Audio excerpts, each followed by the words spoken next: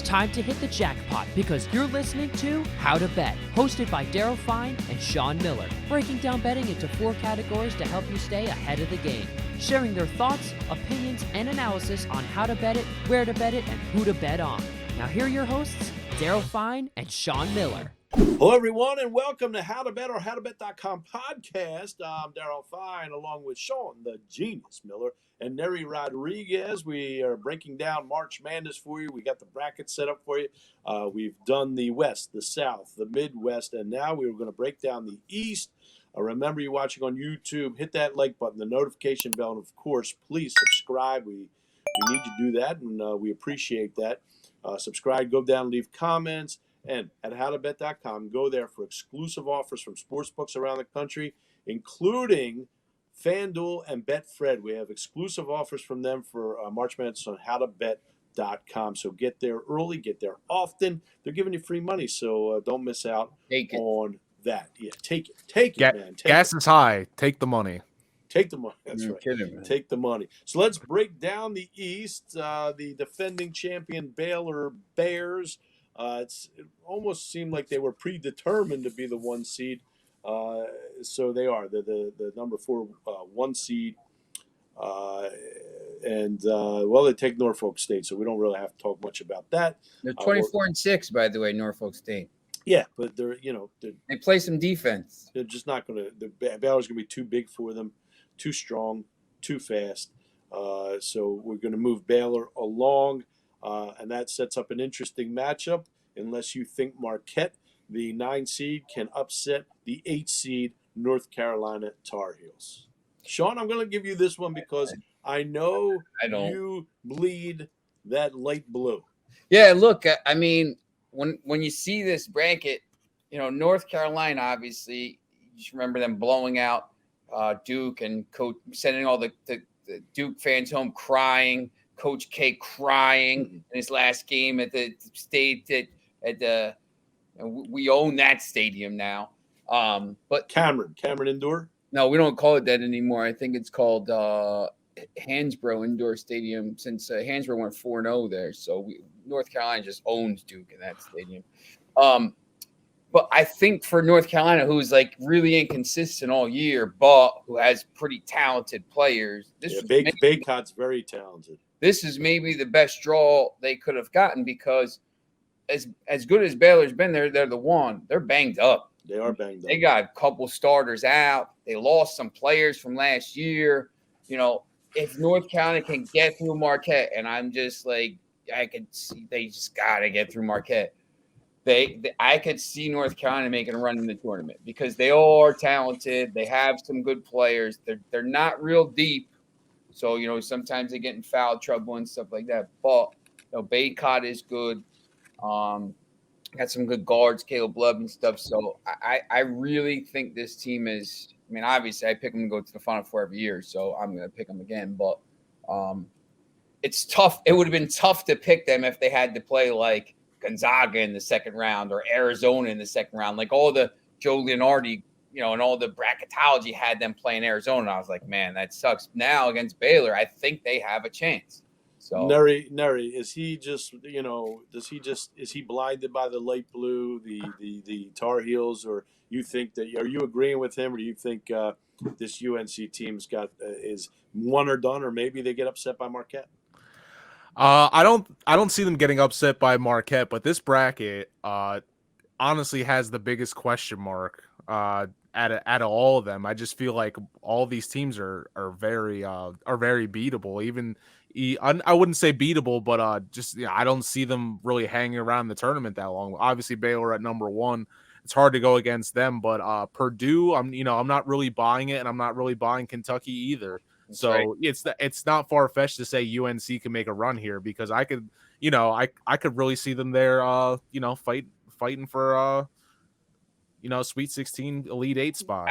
I don't think it's far-fetched either. I'm not saying that's where I'm going, but I don't think it's far-fetched. I like the UCLA team a little bit too. Once again, the Pac-12, I think, obviously they went there last year. So, I I agree with Nary. I don't think Purdue is great. I don't think Kentucky is great. They have some size, but so does North Carolina. We're going to get there. We're going to get there. Let's go right now. 5-12. Now this is interesting because St. Mary's, one of 3 teams out of the West Coast Conference. I was a little surprised to see that. But one of 3 teams.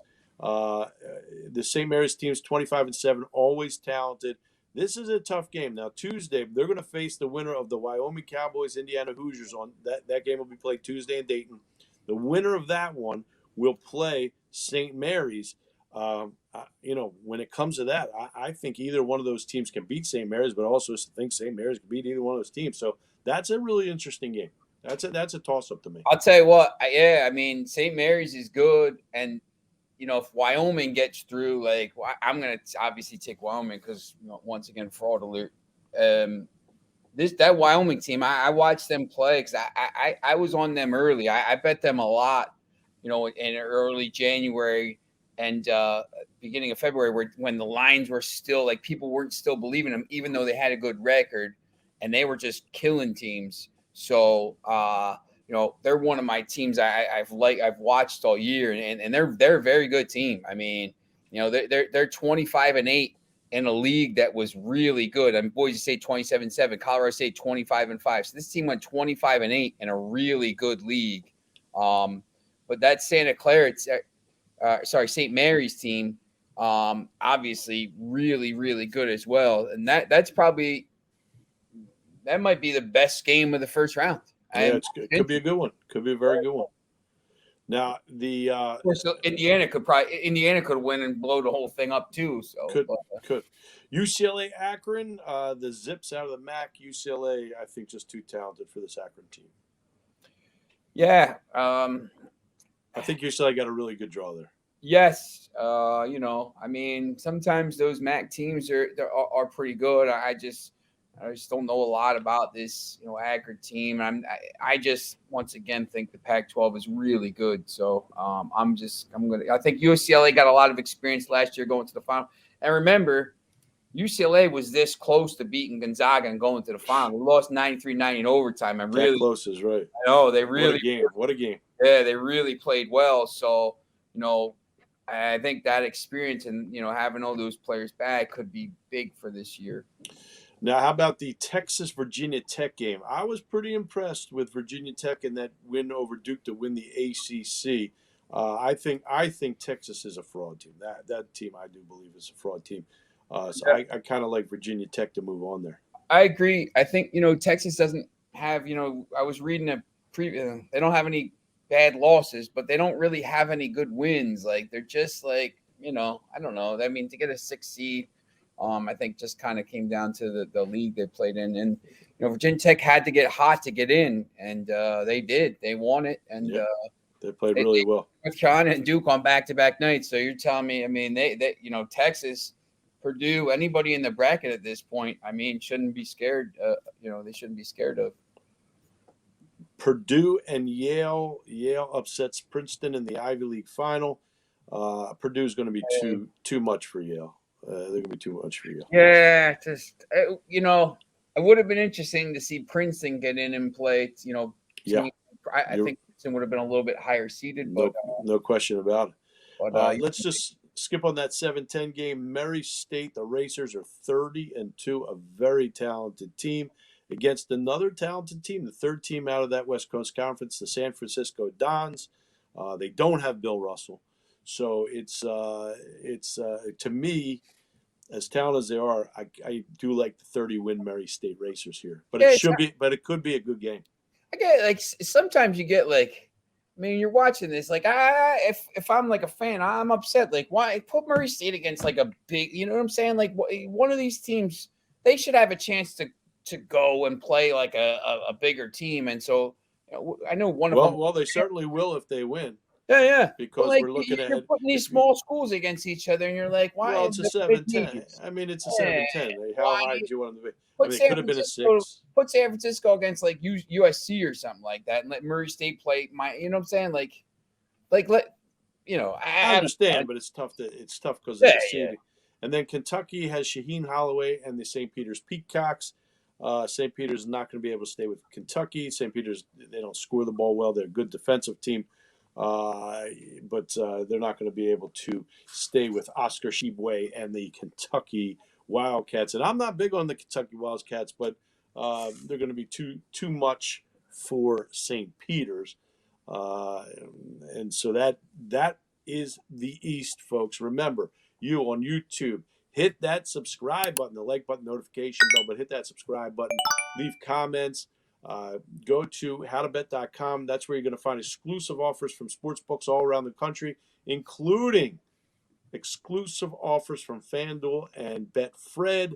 So get there early and often.